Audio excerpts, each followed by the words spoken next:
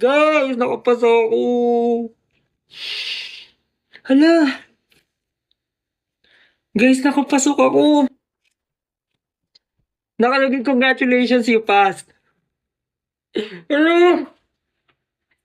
Tapos nakalagay na dito yung ano, yung play. Hala. Kinakabahan ako. Guys, nakapasa po ako. Hala, lakas ang kabura ng dibdib ko. Guys, nakapasa ako, nakalagay congrats, you passed. Gusto niyo malaman yung play? Gusto niyo malaman?